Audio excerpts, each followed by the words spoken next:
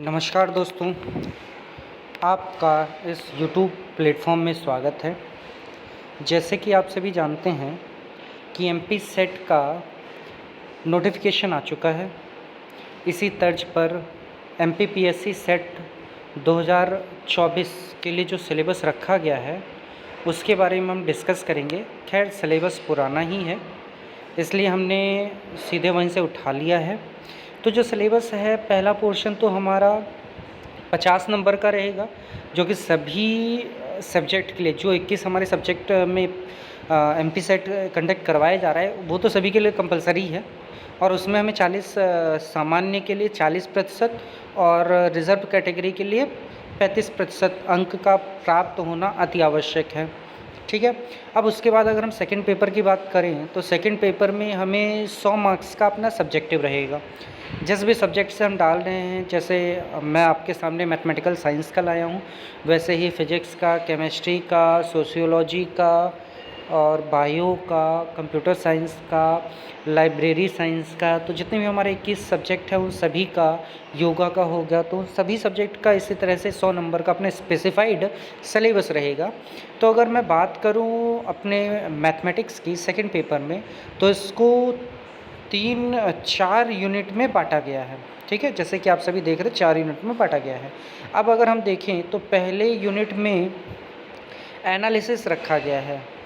ठीक है, एनालिसिस में कौन कौन से हो गए, हमारी सेट थ्योरी हो गई, पूरी आ जाएगी, सेट थ्योरी जितनी भी है, सीक्वेंस पूरा हमारा आ जाएगा, बेल्जानो थ्योरम वगैरह आ जाएगी, कंटिन्यूटी आ जाएगी, सीक्वेंस एंड सीरीज़ आ जाएगा, रिमान आ जाएगा, मोनोटोनिक फंक्शंस जितने भी हमारे हैं वो सभी आ जाएंगे, फंक्शन सेवरल वेरिएबल्स भी आ जाएगा, और मैट्रिक स्पेस भी हमारे एनालिसिस के अंदर आ जाएगा। फिर उसमें हम देखेंगे लीनियर अलजेब्रा, मतलब यूनिट फर्स्ट में 2 बुक्स को रखा गया है, और मतलब ये बोल सकते हैं 2 पार्ट्स में डिवाइड किया गया, एक तो एनालिसिस, दूसरा हमारा लीनियर अलजेब्रा।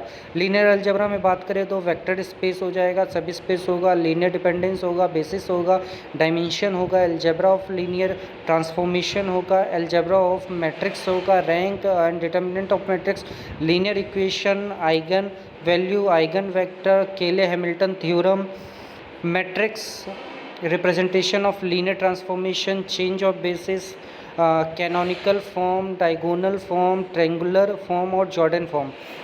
ऐसे ही inner product space, orthonormal basis हो जाएगा, क्वाड्रेटिक फॉर्म हो जाएगा, reduction and classification of quadratic form हो जाएगा। तो आप सभी देख रहे हैं इस तरह से हमारा फर्स्ट यूनिट डिफाइन किया गया है। सेकेंड यूनिट की बात की जाए तो सेकेंड यूनिट में भी हम देखेंगे कॉम्प्लेक्स एनालिसिस को रखा गया, और उसके साथ साथ अलजेब्रा और टोपोलॉजी, मतलब सेकेंड यूनिट में 3 पोर्शंस को मिलाकर सेकेंड यूनिट बनाया गया है, जिसमें कॉम्प्लेक्स एनालिसिस आप सभी को टॉपिक दिख रहे हैं।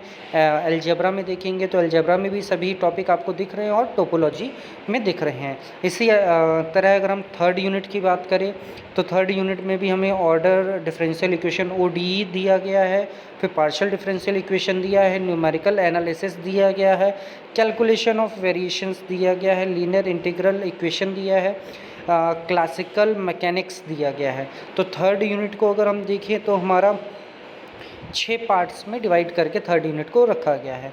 ऐसे ही फोर्थ यूनिट को आप सभी देख सकते हैं कि फोर्थ यूनिट में भी हमारा कई पार्टीशंस किया गया। खैर इसमें तो डायरेक्ट टॉपिक ही लिख दिया गया है। तो हम देखेंगे डिस्क्रिप्टिव स्टैटिक्स और एक्सप्लोरेटरी डाटा एनालिसिस रखा गया है, सैम्पल स्पेस और डिस्क्रीट प्रोबेबिलिटी, मतलब सभी टॉपिक जितने भी आते हैं, लगभग सभी टॉपिक जो हमारे सेट लेवल के हैं, PhD लेवल के हैं, सभी टॉपिक को इसमें रखा गया है, और इसी आधार पर हमारा ये सिलेबस को डिज़ाइन किया गया है। तो चलिए दोस्तों, अगर आपको मेरा यह प्रयास, ये सिलेबस बताने का तरीका अच्छा लगा हो तो मेरे चैनल को सब्सक्राइब करिए, वीडियोज़ को लाइक करिए, और डेफिनेटली मैं आप सभी के लिए फ्री में सेट के जो कुछ टॉपिक्स हैं वो मैं ज़रूर पढ़ाऊँगा, इंपॉर्टेंट टॉपिक्स, जिससे कि आप सभी को भी सहूलियत हो। और हमारे चैनल से जुड़े रहिए, और जुड़ने रहने के लिए धन्यवाद। नमस्कार दोस्तों, जय हिंद, जय भारत और जय श्री राम।